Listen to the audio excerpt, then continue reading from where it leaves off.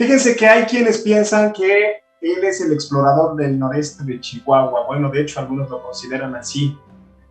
Hay un trabajo incluso pensado en él sobre la arqueología y la etnografía de la sierra.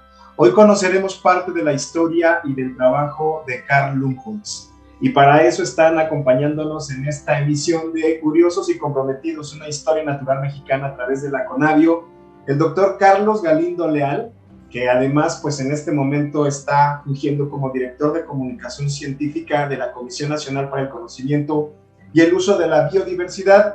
Y también está con nosotros el investigador Ignacio March, que actualmente está en la Comisión Nacional de Áreas Naturales Protegidas de México y es miembro de la Sociedad Mexicana de Historia Natural. Y como buenos, comprometidos y curiosos, les doy la bienvenida a los dos. ¿Cómo están? Qué gusto verlos en esta emisión de Facebook por Conavio. ¿Cómo están? Muy bien, Diego, muchas gracias. Muy contentos de platicar de este explorador. Maestro, gracias. ¿Cómo está usted, doctor? Muy bien, muchas gracias. Encantado de estar con ustedes. Bueno, para que conozcamos sobre este explorador muy interesante, parecería que la gente no supiera, o parece que no sabemos en realidad, de tantos y tantos naturalistas que ha tenido el mundo y que muchos de ellos han trabajado en México. Leía yo un poco sobre Humboldt y es realmente impresionante el trabajo que ha hecho este hombre. Y vamos a darle la palabra primero al doctor Carlos Galindo Leal. Él es licenciado en Biología en la Universidad Autónoma Metropolitana Iztapalapa, maestría en Ciencias y doctorado en Filosofía en la Universidad de Columbia Británica en Canadá, investigador en el Center for Applied Conservation Biology de la Facultad de Manejo Forestal de la Universidad de Columbia Británica, director de Conservación Tropical para el Center for Conservation Biology de la Universidad de Stanford, California, y director del estado de las ecorregiones prioritarias en el Center for Applied Conservation Biology de Conservation International en Washington, D.C. Estuvo ahí trabajando durante un buen tiempo. Durante dicha gestión, sus trabajos se centraron en las corregiones más amenazadas del mundo: el bosque atlántico en Brasil, Paraguay y Argentina, las islas del Océano Índico y Filipinas. Fue director del programa de bosques mexicanos del Fondo Mundial para la Naturaleza y actualmente es director de comunicación científica de la Comisión Nacional para el Conocimiento y el Uso de la Biodiversidad. Y antes de darle la palabra, les recuerdo a ustedes que nos están siguiendo a través de la Conavio en Facebook, que esta charla la queremos tener con ustedes sobre todo. Entonces, ayúdennos desde este momento, si ya tienen la posibilidad, comiencen a preguntar, comiencen a comentar, por supuesto, y ayúdenos con saber de dónde nos están viendo, qué es lo que les interesa en específico de este tema. Y bueno, pues ahora le dejo la palabra a Carlos Galindo Leal. Doctor, adelante para que nos comente de este magnífico explorador.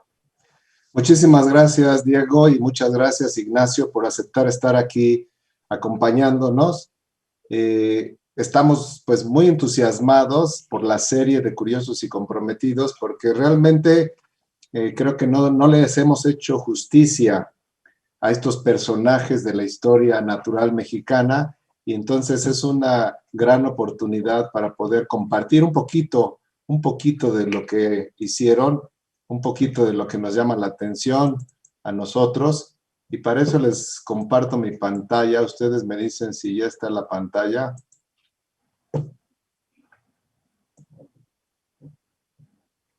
¿Qué tal? Sí, estamos listos. Listo. Bueno, pues ahora sí que para esta ocasión escogimos a Carl Lumholtz. Realmente un personaje muy interesante, con mucha documentación. Esa es una de las grandes ventajas de este personaje, pues que escribió bastante y escribió de manera muy accesible. Sus libros se pueden descargar de internet. Tomó miles de fotografías, era un fotógrafo muy interesante, y hasta registró pues la música también de muchas de estas zonas. Entonces, pues para que empecemos por lo conocido y no por lo desconocido, todos estarán familiarizados con el México Desconocido, con la revista que hasta la fecha se publica. Y aquí tenemos unos antecedentes que no puedo, porque se me pasa un problema, se me divide la pantalla en dos, básicamente.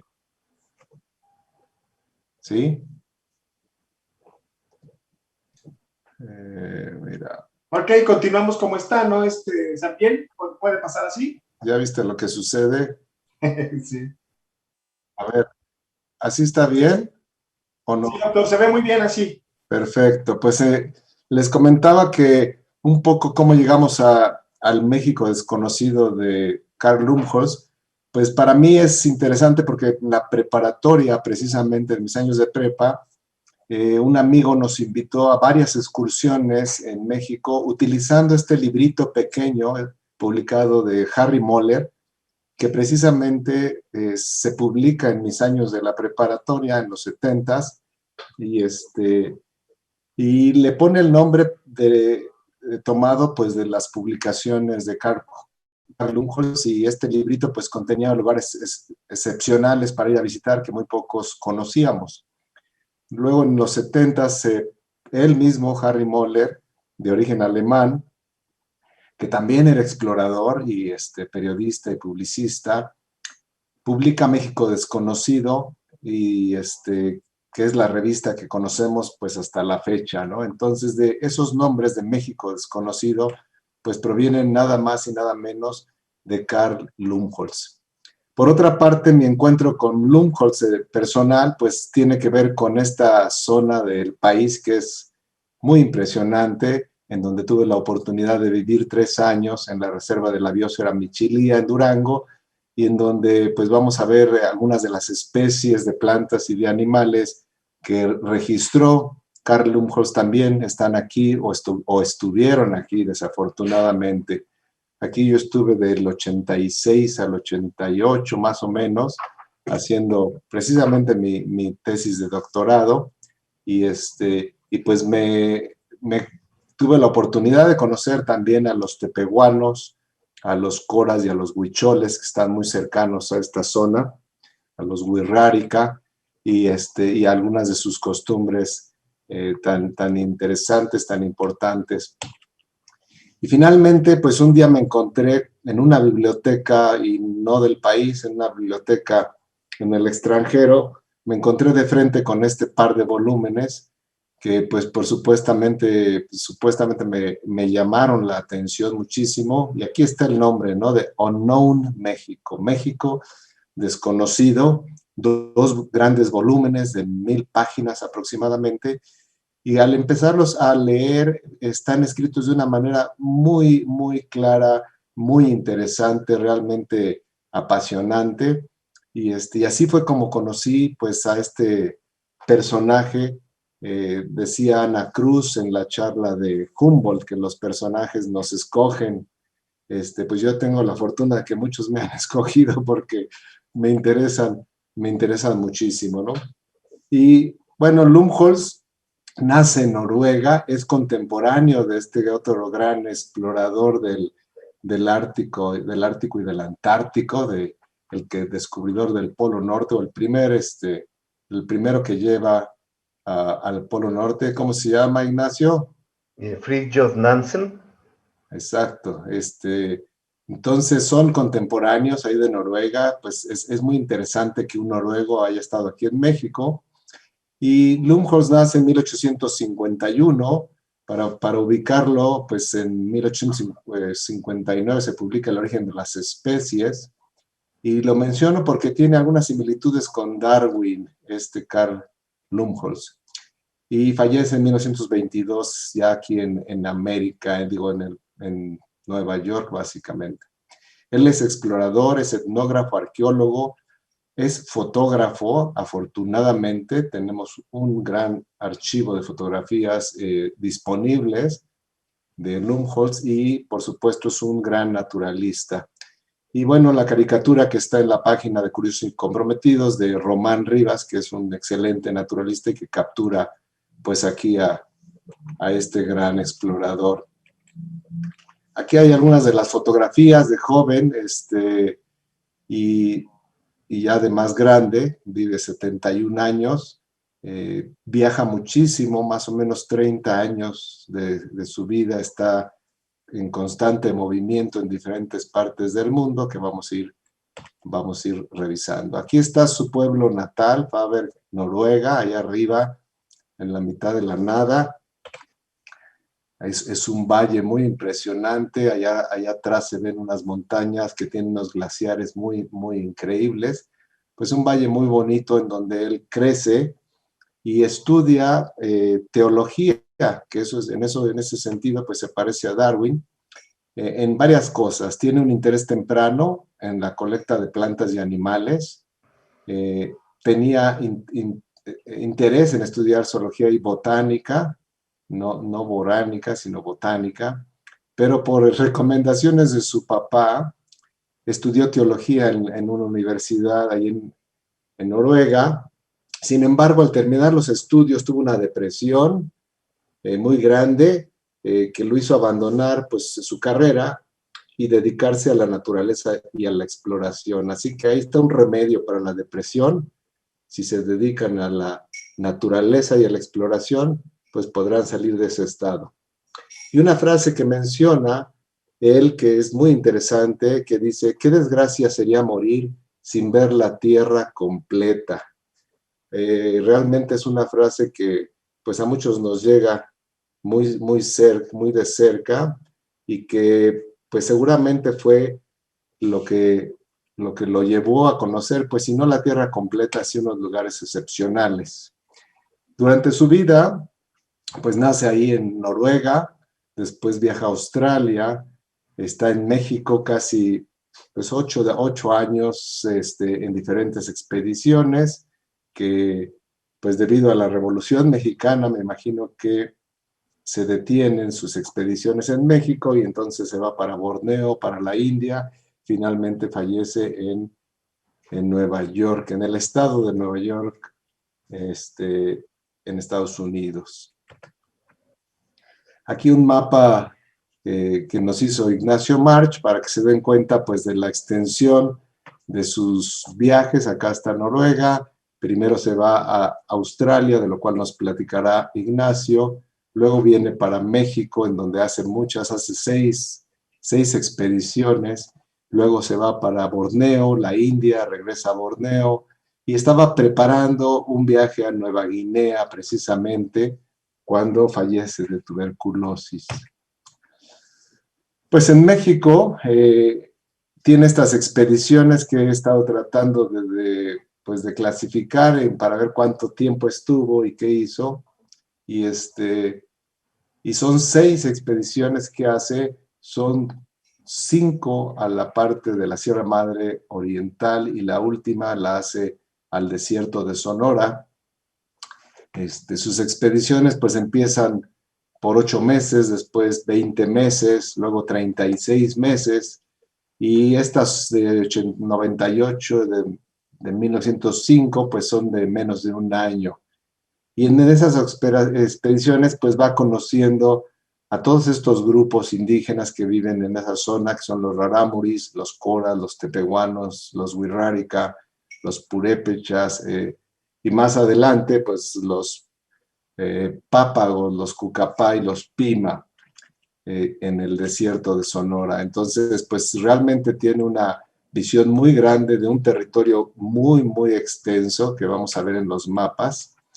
Y todas estas expediciones financiadas por el Museo Americano de Historia Natural y por la Sociedad Geográfica también americana, están respaldados por nada más y nada menos que Porfirio Díaz. Aquí escribe esta carta que está disponible en internet con letra y puño de don Porfirio, que dice: el distinguido naturalista y muy apreciable caballero doctor Lumholtz, portador de esta carta circular a los señores jefes políticos, recorre la República para hacer importantes estudios, sobre todo de antropología, y recurriendo de la manera más eficaz la ayuda de las ilustradas autoridades a quienes está presente, a fin de que el mejor éxito corone sus nobles afanes. 1894 y la firma de Porfirio Díaz, ¿no? Entonces es muy interesante que tuviera este apoyo. Ya quisiéramos muchos exploradores tener apoyos de este tipo. Y bueno, aquí hay un mapa también que me mandó Ignacio March, que está muy interesante, de los recorridos. No fue un recorrido pues de una sola salida, como vieron, hizo expediciones, regresaba, presentaba resultados, volvía a buscar patrocinios, financiamientos y se regresaba. Lo que sí es muy interesante es que empieza pues con expediciones muy grandes, que vamos a ver ahorita, con mucha gente, y ya como a la segunda expedición decide básicamente irse solo. Se da cuenta de que tiene mucho más éxito en su relación con los pueblos de esta zona si está solo que si está pues acompañado. Entonces tenemos aquí desde Chihuahua, pues todo este recorrido por Durango, por Zacatecas, por Nayarit, por Jalisco, por Michoacán, que va haciendo en estas diferentes exploraciones. A veces viajaba, por ejemplo, de Chihuahua, visitaba la Sierra Madre de Chihuahua, se regresaba y se iba en tren a Zacatecas, y de Zacatecas se volvía a meter a la sierra, y de Zacatecas iba a Guadalajara en tren. Le tocó esa época, pues yo creo que estaba estrenando los trenes de la época. Entonces, básicamente, pues así empieza, ¿no? Una expedición financiada muy rápidamente por el Museo de Historia Natural, el que está en Nueva York, que actualmente pues tiene toda esta colección de materiales que él trajo, y tiene la colección también de fotografías. Muchas de estas están disponibles en internet, en un sitio que les presentaré. Pero empieza pues con un batallón de hombres de ciencia, mineralogía, botánica, zoología, geografía física, arqueología. Realmente muy impresionante este equipo de especialistas. Más impresionante el número de animales de carga que van con ellos, 100 animales de carga, burros, mulas, caballos, para cargar todo el equipo que llevaban, porque pues acostumbraban tan solo la cámara fotográfica, pues esa cajita pesaba como 30 kilos, y cada vez que se le ocurría tomar una foto, pues tenía que desmontarla de la mula, bajarla, montarla. O sea, era todo un rollo. O sea que cada foto que veamos de él, pues se llevó varias horas, ¿no? Esta primera expedición duró 8 meses, y regresa Carl Lumholtz con 500 piezas de cerámica, materiales botánicos y zoológicos. Entonces, imagínense, eso era lo que se iba a los museos, al Museo de Historia Natural, se hacían exposiciones, y de esa manera él conseguía pues el financiamiento para las siguientes expediciones.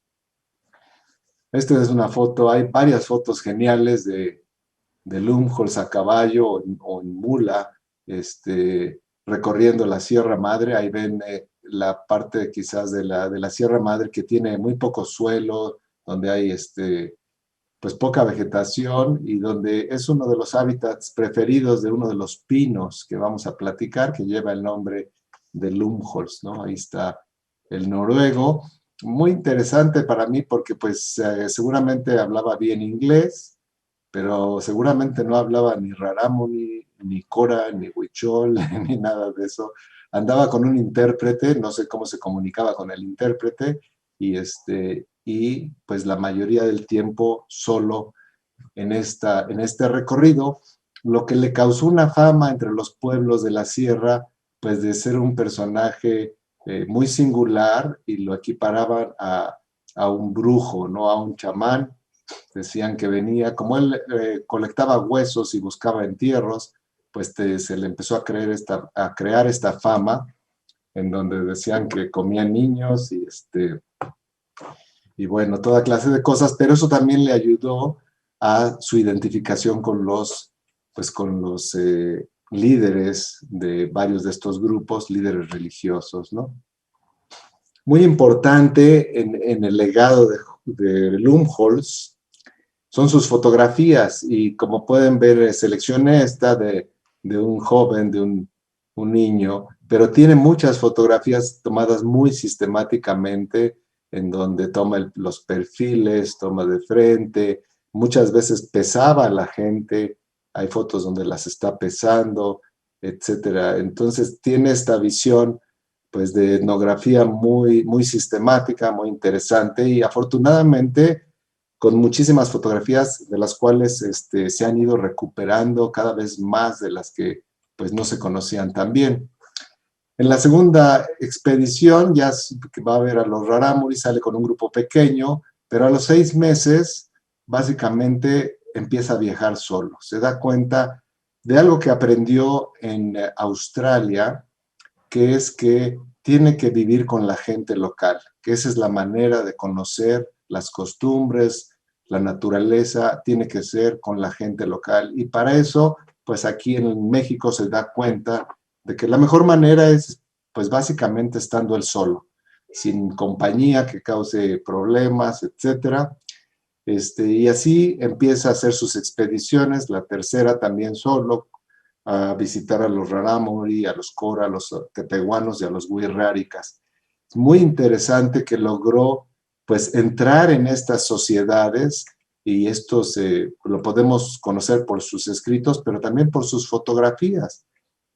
Y tomó fotografías muy interesantes de ceremonias, pues que son bastante privadas, y sin embargo él pudo documentar todo esto, ¿no? Aquí está otra vez en su mula, en este paisaje interesante que seguramente es del pino triste por el poco suelo que podemos ver ahí en la foto. En la cuarta expedición se fue con un antropólogo físico checo, Ales Lika, no sé cómo se pronuncia ese apellido. Lo interesante es que era Alex, este antropólogo era más joven, y en las notas de campo de ambos, los dos se quejan uno del otro, ¿no? Humboldt quiere ir, Lumholtz quiere ir lentamente, registrando todo, mientras que el antropólogo físico, pues como que tiene más prisa, y finalmente terminan separándose en la sierra y cada quien agarra por su rumbo.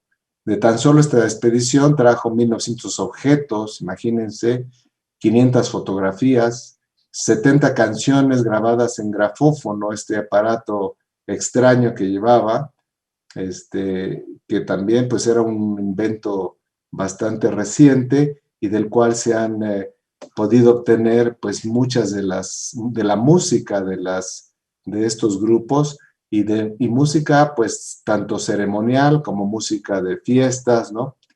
En fin, esa es una de las cosas interesantes, que pues no solamente sus documentos impresos, sino también las fotografías y la música que nos dejó Lumholtz. En la quinta expedición también se va solo a visitar a los wixárikas, huicholes y a los tepehuanos.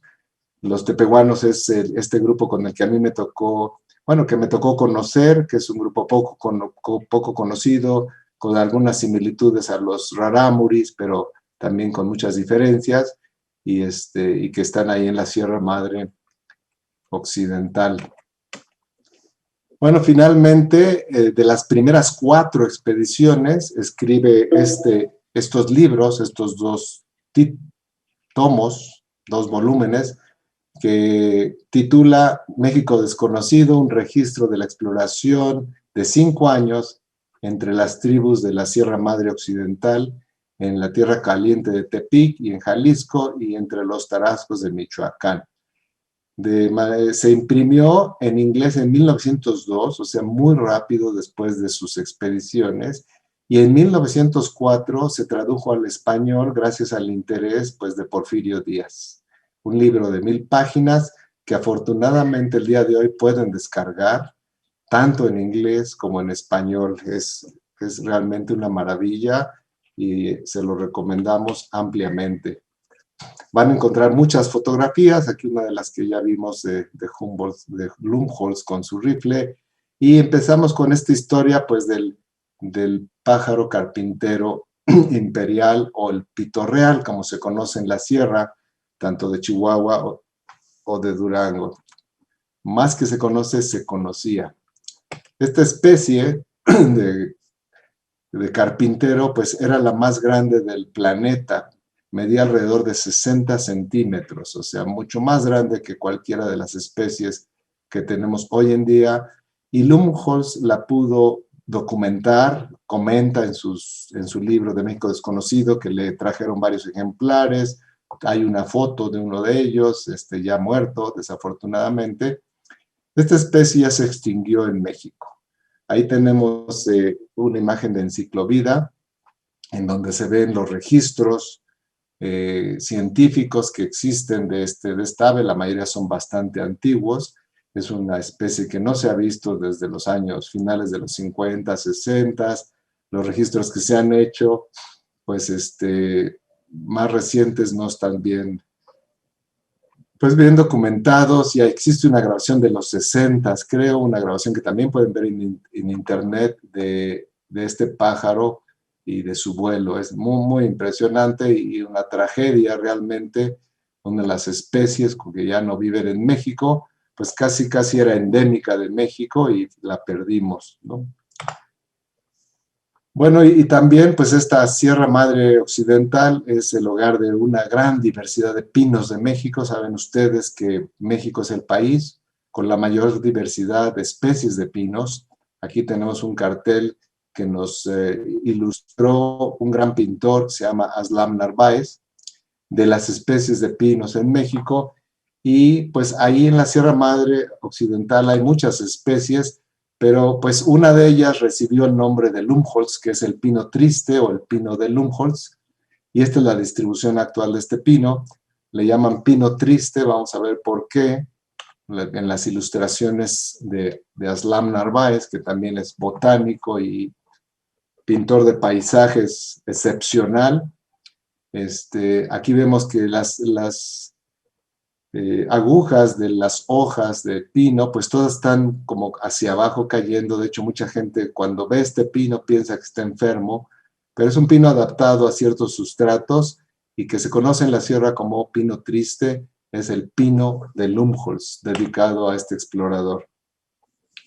Bueno, en la sexta expedición se va al desierto de Sonora, empieza a tomar mucho más fotos del paisaje, de estos paisajes del Pinacate, de una zona muy, muy impresionante, y esto lo escribe en otro libro que se llama pues, Los Nuevos Senderos en México, con muchas fotografías. Aquí hay un cartucho, esta caja de puros es una donde guardaba muchas de sus fotografías, y de hecho se han descubierto muchas fotografías que no utilizó, o que le editaron en su libro, la recortaron, le hicieron ahí cosas, y hay todo un artículo sobre el contenido de estas fotografías. La gran mayoría vienen del desierto de Sonora.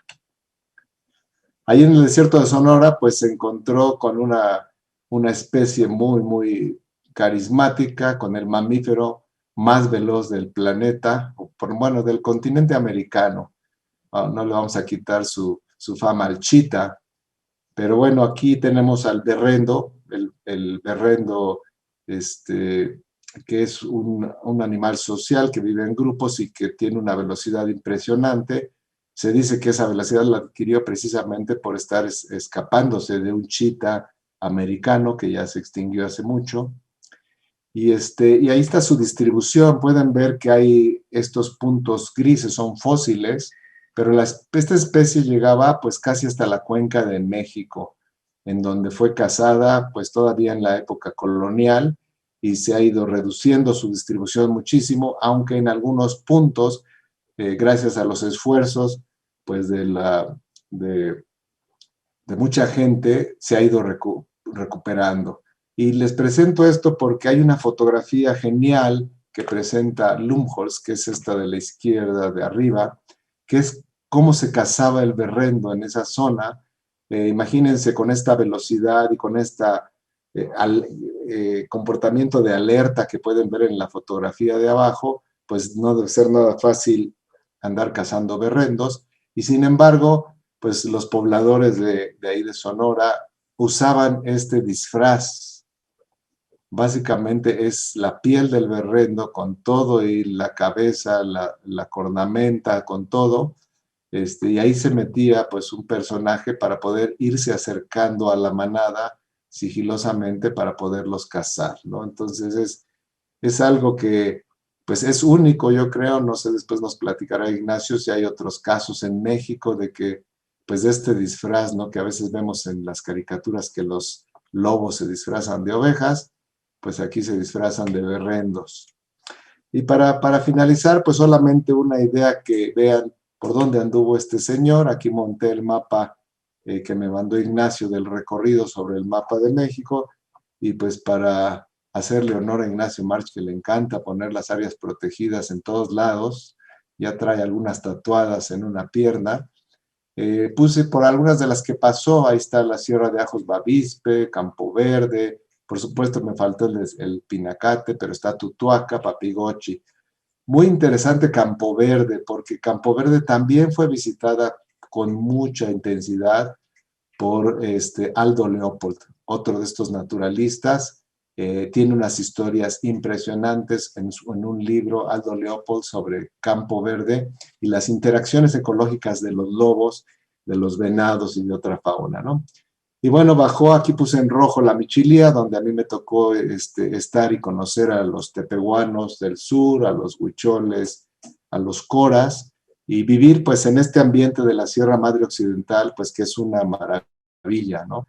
En general, pues se ha conservado bastante gracias a la dificultad que hay ahí de poco suelo, del relieve topográfico, y todavía tenemos ahí pues una fauna silvestre, una flora realmente excepcional. Y bueno, con esto le voy a dejar a Ignacio March que nos platique un poco de las otras expediciones de Lumholtz que hizo pues en Asia, en Australia y en otros lados. Te cedo la palabra, Ignacio. Deme chance, doctor, antes de cederle la palabra al doctor Ignacio March, comentar que ya quieren verle las piernas para ver si está tatuado realmente. No, no es cierto. No. Saludar a la gente que nos está siguiendo ahorita en redes. Ana María Romero Huerta, muchísimas gracias. Dice, gracias por esta conferencia. Desde Guadalajara estoy atenta. Hay muchos comprometidos y curiosos mandándonos mensajes. También está Casanova Cuate. Saludos desde Campeche. A Odette Preciado Villalbazo desde Guadalajara también. Muchas gracias a Daniel Hernández Ramírez desde Zacatecas. Presente, saludos y atento a los comentarios. Dice él, pues los comentarios los queremos de ustedes justamente. Ayúdenos con las entrevistas, con las preguntas que queremos hacerles a nuestros ponentes esta mañana. Muchas gracias a Graciela Jiménez. Buenas tardes desde la Ciudad de México, escuchándoles. Gracias, Graciela. Ana Cruz, un saludo fuerte, doctora. Saludos, queridos Carlos e Ignacio. Por cierto, el documental de Ana Cruz, el doctor Carlos Galindo, sigue todavía en la página de Facebook, ¿verdad? El de Humboldt, para que lo vea la gente. Todavía está, ¿verdad? No estoy seguro, pero estuvo ahí una semana, no estoy seguro. Estuvo ahí una semana, efectivamente. Bueno, sí. Búsquelo, porque posiblemente todavía anda por acá. Saludos a Ana Cruz. También está el Guaraguao Email Galindo, que no sé si sea pariente del doctor Galindo, pero anda por aquí. También Rubén Ramírez de Jalapa, Veracruz, México, presente. A Joan Paola Cuquejo, buenas tardes desde Casilda, Santa Fe, nos deja su correo electrónico. Y también Arturo Archsef. Muchísimas gracias a todos ellos por estarnos siguiendo. Bueno, pues ahora sí, les presento, ya lo presenté hace rato, quiero decir, voy a leer un poco de la semblanza del doctor Ignacio March, quien nos va a seguir hablando de este gran explorador. Ignacio March es biólogo egresado de la UNAM Iztapalapa, realizó su posgrado en conservación y manejo de la vida silvestre en la Universidad Nacional de Costa Rica, trabajó como investigador del INERVET y en Ecosur realizando estudios sobre mamíferos silvestres, el uso de recursos naturales por comunidades indígenas y locales, la evaluación y manejo de áreas naturales protegidas, especies invasoras y los impactos del cambio climático sobre la biodiversidad. Tiene más de 50 publicaciones y ha trabajado en organizaciones internacionales de conservación, la Agencia Alemana para el Desarrollo Internacional y la CONABIO. Actualmente trabaja en la Comisión Nacional de Áreas Naturales Protegidas de México y es miembro de la Sociedad Mexicana de Historia Natural, y va a comenzar sin enseñarnos sus piernas. En realidad va a ir directo al punto. ¿Cómo está, doctor? Gracias por estar con nosotros. Gracias, Diego. Gracias, Carlos. Bueno, para mí es siempre un privilegio estar en estas pláticas por el impacto que tienen. Entonces, les agradezco mucho la invitación. Bueno, yo quiero empezar un poco también enmarcando la importancia de Lumholtz como explorador, pero también hablarles un poquito de sus otros viajes. yo considero a Lumholtz como uno de los 4 grandes exploradores noruegos.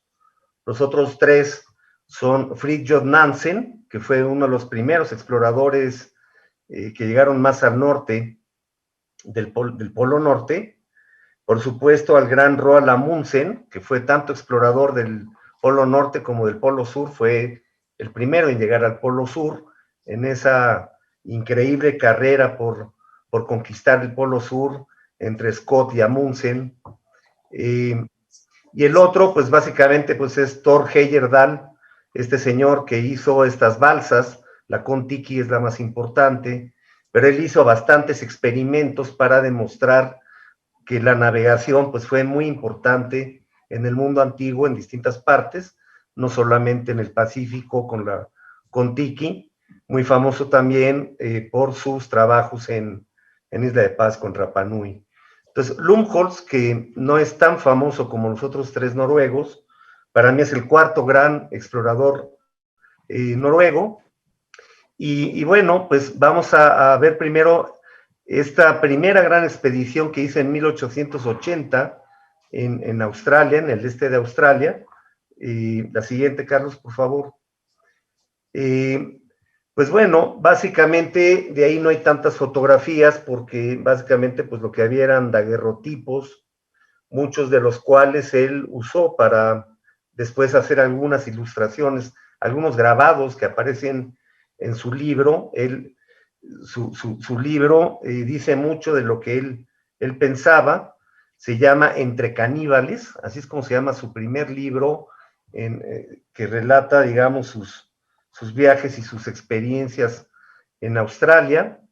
Él, bueno, sale de Noruega en un largo viaje de más de 100 días para llegar por barco, en un barco carguero hasta Brisbane, y él lleva algunas pieles de algunas aves nórdicas con la idea de hacer intercambios de especímenes con los museos de historia natural de Australia. Él, pues bueno, este era ahora sí que su primera gran expedición, muy fuerte, es muy intensa, ¿verdad? Si ustedes leen ese libro, van a ver cómo poco a poco él intenta irse a los lugares más remotos de la zona de Queensland, en el este de Australia, y contactar a los aborígenes australianos. En esos tiempos, la idea a nivel mundial, pero particularmente en Europa, era que los aborígenes australianos era la raza más inferior. Había mucho racismo en esos tiempos y se consideraban que eran la raza humana más inferior del planeta. Después, pues bueno, conviviendo durante 4 años con los aborígenes, con distintos grupos de aborígenes, Lumholtz descubre que pues es gente increíblemente adaptada para sobrevivir en zonas donde seguramente el resto de los humanos moriríamos en muy poco tiempo. Entonces, va entendiendo muy bien que los grupos considerados como primitivos, como aborígenes, pues son tremendamente inteligentes en manejar su ambiente, en sobrevivir, aprende una cantidad de lecciones, digamos, que le dan los aborígenes en términos de sobrevivencia en zonas muy difíciles. Es interesante que, bueno, pues él no le gusta mucho la comida que le dan los aborígenes y empieza a cazar lagartijas y otros animales que usa para poder subsistir, y después yo creo que ya le agarra el gusto a las comidas de los aborígenes, ¿no? Él, bueno, se hace acompañar por muchos traductores, intérpretes, mejor dicho, y después él empieza a hablar algo de las lenguas de los aborígenes de Australia. La siguiente, por favor. Entonces son 4 años que él anda. Esta es una imagen obtenida de un daguerrotipo de uno de sus campamentos, porque él tiene la idea de ir a los lugares más remotos, ¿no? Conocer a la gente más remota, lo cual se va a reflejar después en su viaje a México, como ya nos comentó Carlos, y posteriormente en su viaje a Borneo y a la India. Bueno, en estos viajes, pues conoce varios grupos distintos de aborígenes. Realmente se generaliza con el término aborígenes australianos. La verdad es que son muchas tribus muy diferentes entre sí, y él va conociendo, por ejemplo, las guerras rituales que tienen estos grupos, estas tribus de aborígenes en Australia, algunas guerras rituales y algunas guerras de a de veras, ¿verdad? Por el territorio y por los recursos naturales. La siguiente. Entonces, en uno de estos viajes, bueno, él quiere profundizar, ¿verdad? Irse a lo más lejano, a donde no ha habido ningún occidental, y entonces incursiona por el río Herbert, pues a lugares donde no había puesto un pie ningún occidental, ni siquiera pues ya australianos que ya había, porque eran áreas muy, muy remotas, y ahí pues empieza a conocer realmente y a documentar sobre todo etnográficamente las costumbres de gente que pues ya desapareció, ya no existen, como grupos culturales. Obviamente, pues él hace principalmente colectas zoológicas, aunque en su juventud pues le entró fuerte a la botánica. Una de sus herbarios, digamos, con flora de Noruega, está en los jardines de Kew en Londres, pero él después se vuelve más bien a la zoología, le interesa mucho el comportamiento de la fauna, de los animales, y pues colecta diversos marsupiales que, por supuesto, pues eran nuevos para el mundo occidental, no así para los aborígenes, por supuesto. La siguiente. Y ahí tiene la gran fortuna de que los aborígenes le regalen un bicho, que es este canguro arborícola, que en el idioma de los aborígenes de ese río Herbert es bungari. Entonces matan un bungari, se lo regalan, y él pues se sorprende, ¿verdad? Porque es una especie totalmente desconocida para la ciencia en ese tiempo. Estamos hablando de la última década del siglo XIX, y pues bueno, básicamente después él colecta otro animal, y pues digamos que son los primeros especímenes de canguro arborícola que llevan su nombre actualmente, Dendrolagus lumholtzi. Evidentemente pues es una especie que está en peligro de extinción, para variar, y pues es uno de los grandes hallazgos, digamos, naturalistas que hace en ese viaje en Australia. La siguiente, por favor. Bien, después del viaje de México, digamos que ese viaje a Australia le dio los elementos pues para tener el valor y el coraje para hacer los viajes que ya nos relató el doctor Galindo, a la Sierra Madre y después al Gran Desierto de Altar, al Pinacate, la zona del cráter del Elegante, toda esa zona donde estuvo Lumholtz. Y este ya es el viaje a Borneo. Es un viaje donde él ya tiene 62 años de edad. Yo tengo 61 y me canso cuando vengo del metro para acá, así que me imagino que pues Lumholtz tenía una fortaleza realmente y un vigor realmente dignos de admirarse, y pues su idea es de nuevo hacer colectas zoológicas. Este viaje es financiado por el Museo de Historia Natural de Oslo, y pues bueno, su principal cometido es ese, es la parte zoológica, pero para este momento, pues digamos que Lumholtz ya es un antropólogo social de primer nivel.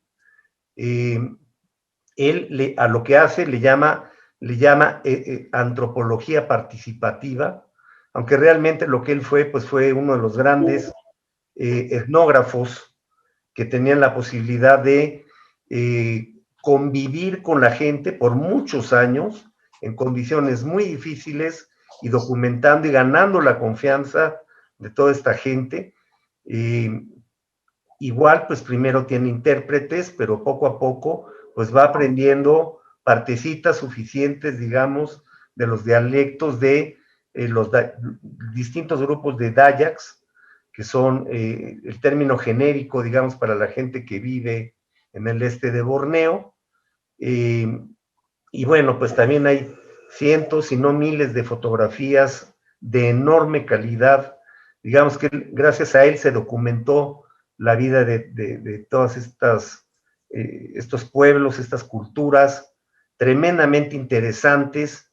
Él habla mucho, por ejemplo, de que en algunos grupos Dayak ya había una gran equidad entre hombres y mujeres, cosa que en el mundo actual todavía no lo hemos logrado conseguir.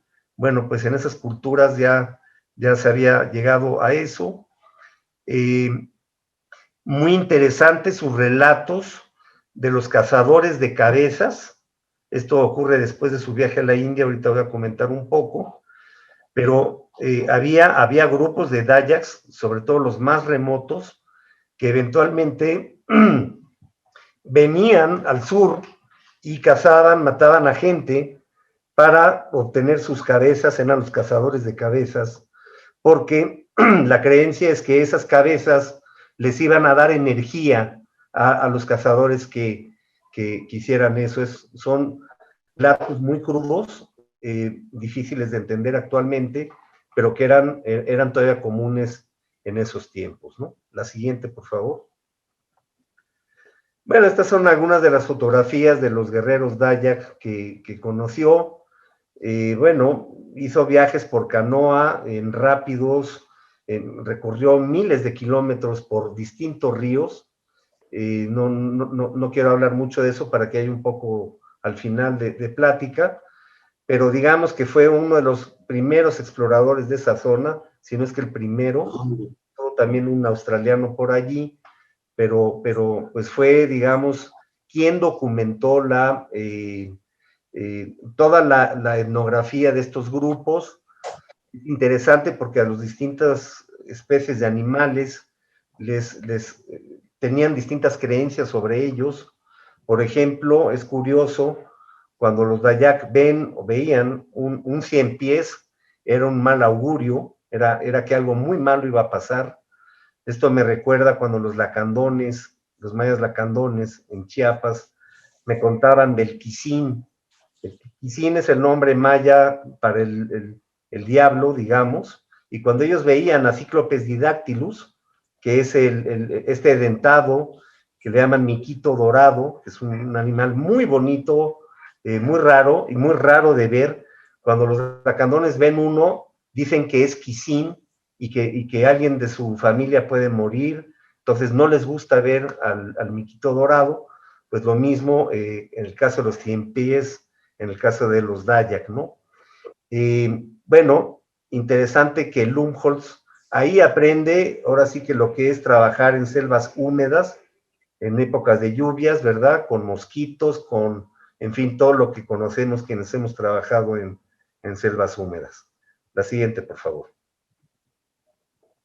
Bueno, en el Inter, como bien dijo Carlos, él tenía toda la intención de ir a Papúa Nueva Guinea, no lo logra porque se le atraviesa la Primera Guerra Mundial, que le impide ir a Papúa Nueva Guinea, y entonces aprovecha esa oportunidad para ir a la India.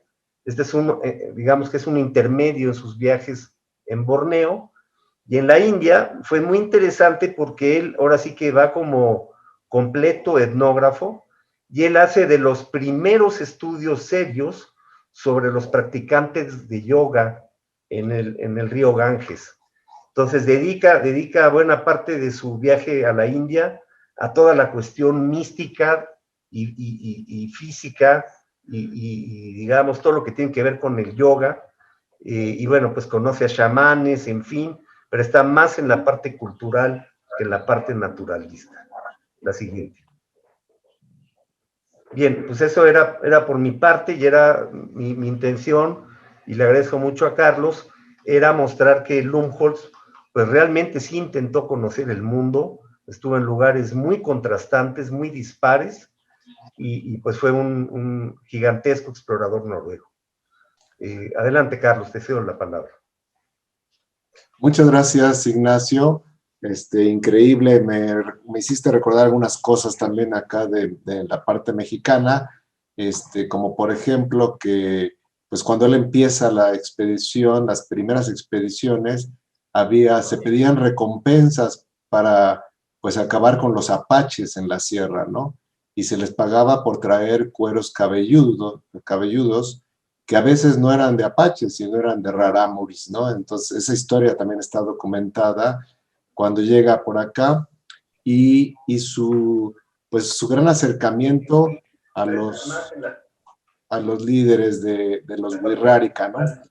Aquí les presento pues un sitio precisamente del museo que financió muchas de las expediciones a México, gran parte, y por eso aquí están pues las colecciones tanto de cerámica como de esqueletos, como de pues todas las fotografías. Les sugiero que la visiten porque hay muchísima información y de estas expediciones. Afortunadamente aquí dice más de 2.500 fotografías de sus expediciones.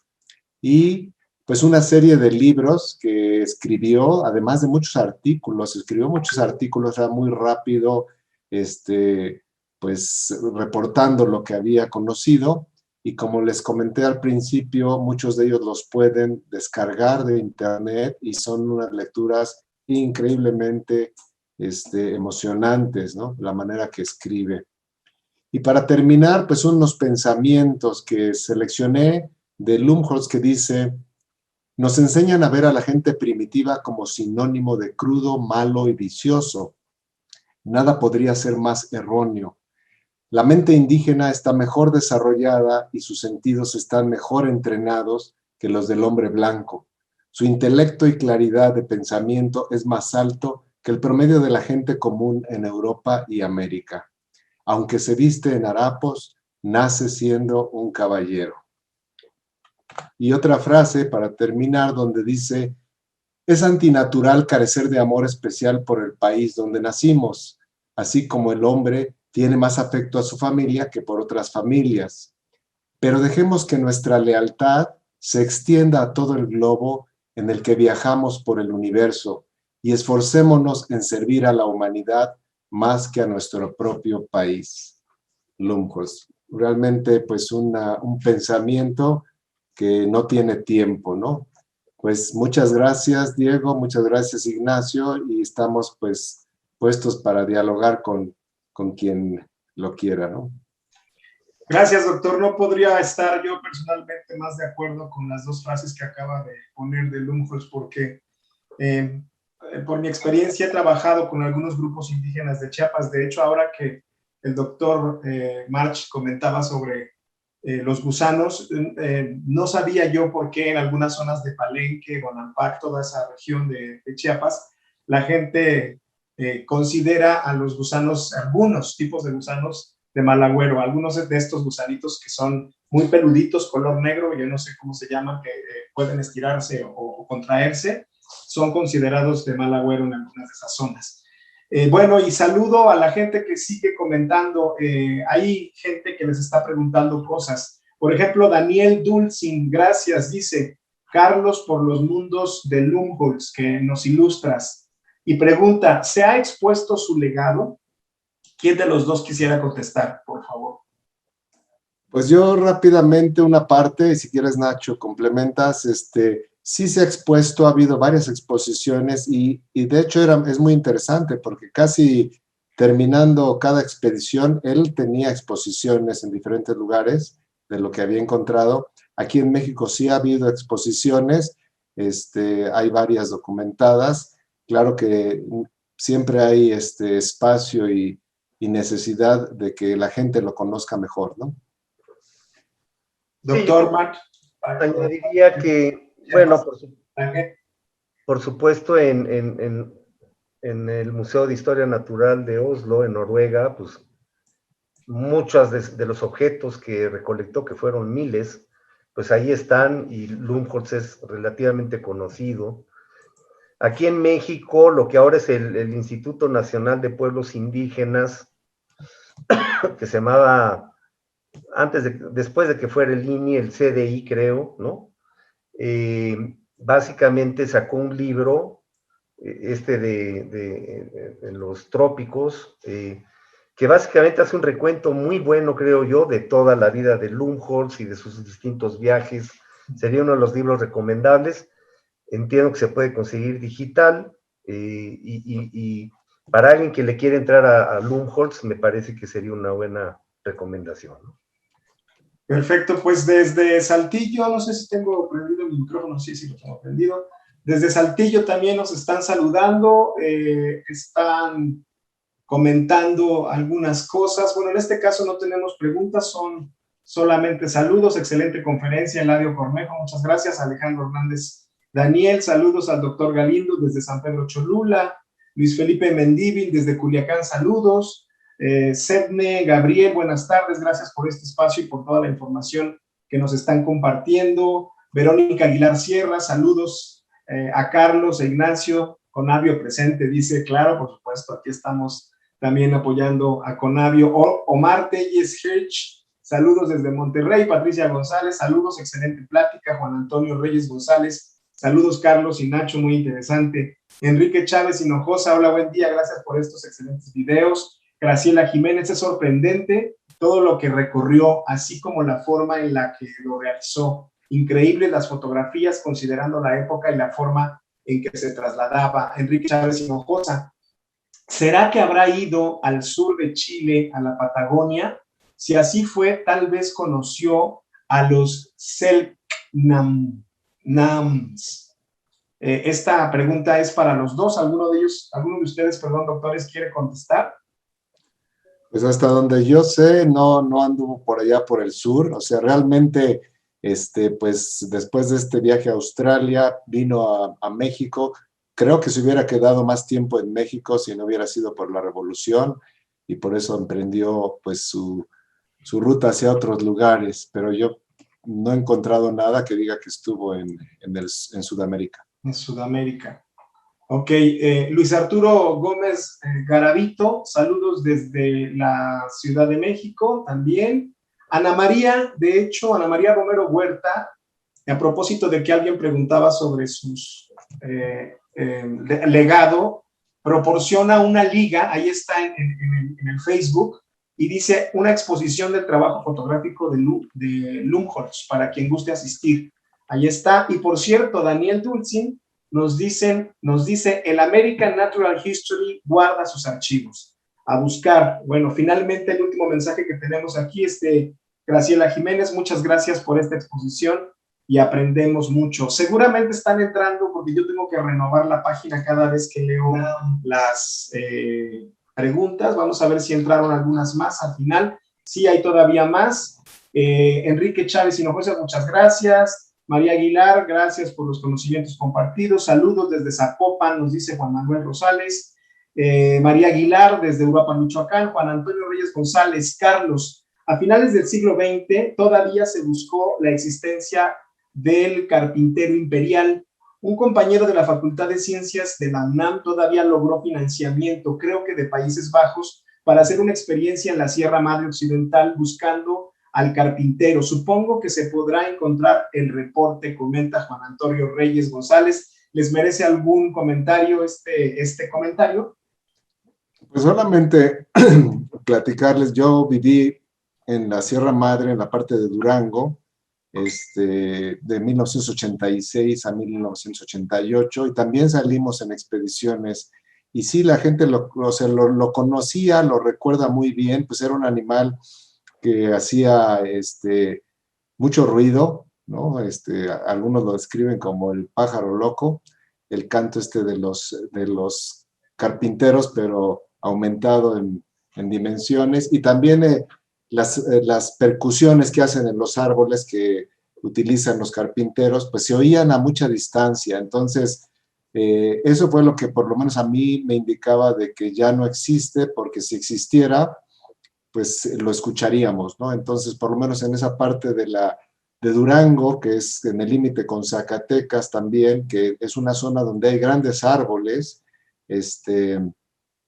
pues ya no existe esa especie. Y pues Lumholtz sí lo documentó, lo llegó a ver, y ha de haber sido todo un espectáculo. Hay otra especie actualmente que es pariente y que afortunadamente está pues está aquí en el país, pero es de zonas más tropicales, ¿no? Esta era una especie de zonas templadas.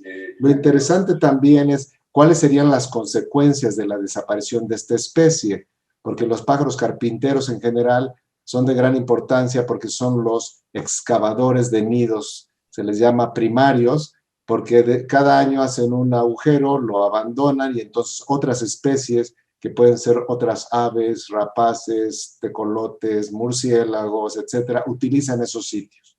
Entonces, una vez que pierde uno una especie de carpintero y más uno de este tamaño, pues puede haber una cascada de pérdidas también, ¿no? Perfecto. Doctor March, ¿algún comentario? Sí, bueno, digo, dicen que la esperanza es lo último que muere, ¿no? Y todavía hay gente que dice, bueno, pues está catalogado como presuntamente extinto. Nos hemos llevado muchas sorpresas, ¿no? Por ejemplo, en Isla Guadalupe, en cuanto se removieron las cabras que se habían metido ahí, empezaron a brotar del suelo, literalmente, plantas que se creían extintas por el efecto de las cabras. Entonces, siempre queda la esperanza. Esta especie, pues, fue combatida, fue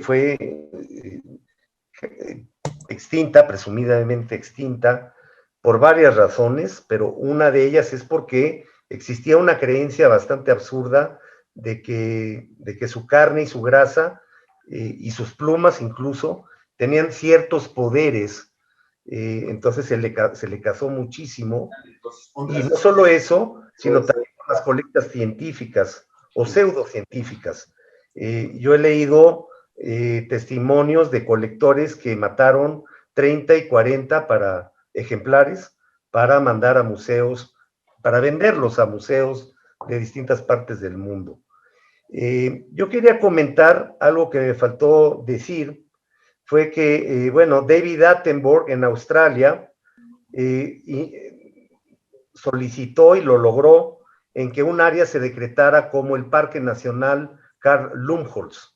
De repente puede ser interesante que la zona en donde existió el carpintero real y que tuviera posibilidades de ser conservada, quizás una idea interesante podría ser darle una protección a esa área y otorgarle el nombre de Lumholtz, o un poco lo que hemos comentado con Carlos, ¿no? La ruta de Lumholtz, así como en Cuba existe la ruta de Humboldt, donde pues básicamente se recrea un poco por donde anduvo Humboldt en Cuba.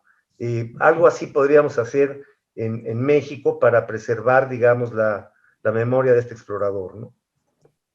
Muchas gracias, doctor. Voy a terminar con estos últimos comentarios. Están entrando más, pero por el tiempo ya no vamos a poder leerlos todos. Lourdes Suárez Castillo, gracias por compartir, hermosa presentación. Enrique Chávez Hinojosa dice, gracias por responder mi pregunta, y también comenta de esa especie de carpintero que hablan. Tuve la oportunidad de ver varios en la selva de Chiapas. Aclara, no del imperial, del otro. Y finalmente tenemos dos propuestas de Daniel Dulcin respecto a la obra de Lumholtz. Podría plantearse ahora una exposición importante en las galerías del Museo de Antropología o en las de Bellas Artes. Esa es su primera pregunta, su primera propuesta. Y la segunda es, o en las ex galerías públicas del Palacio Nacional, que es de ellas. Bueno, te puedo decir, Daniel, que en este momento se están trabajando algunas exposiciones justamente ahí, y se están trabajando los espacios también, pero también recuerden que están Los Pinos, que podría ser también un espacio en donde quizá podríamos pensar en lo que comenta Daniel Dulcin. Y bueno, si ya no tenemos más comentarios, y por la hora que es, y sabiendo que tenemos tiempos de trabajo, en este caso de los doctores, quisiera agradecer al doctor Ignacio March haber estado con nosotros este mediodía. Muchísimas gracias, doctor. Muchas gracias por invitarme. Y al doctor Carlos Galindo Leal por toda la confianza y por el trabajo que se está haciendo desde Conavio con estos comprometidos y curiosos, que por cierto no son solamente los doctores o aquí los que estamos participando, sino toda la cantidad de gente que nos ve a través del Facebook. Yo los les daría su credencial de comprometidos y curiosos, pero bueno, ahí lo dejo nada más como idea. Muchas gracias, doctor Carlos. Muchas gracias, Diego. Los invitamos a que visiten la página de Curiosos y Comprometidos, una historia natural mexicana, y que si tienen comentarios o conocimiento de detalles que no estén ahí, pues con mucho gusto los recibimos, los incorporamos, es algo que se puede hacer muy rápido y así todos aprendemos. Muchísimas gracias, Diego. Los esperamos el próximo jueves. Gracias. Así es, jueves a las 12 por el Facebook de Conavio nos encontramos nuevamente para seguir trabajando con ustedes, comprometidos y curiosos, la historia natural de México. Buenos días. Buena tarde. Gracias. Hasta luego. Bye. Gracias.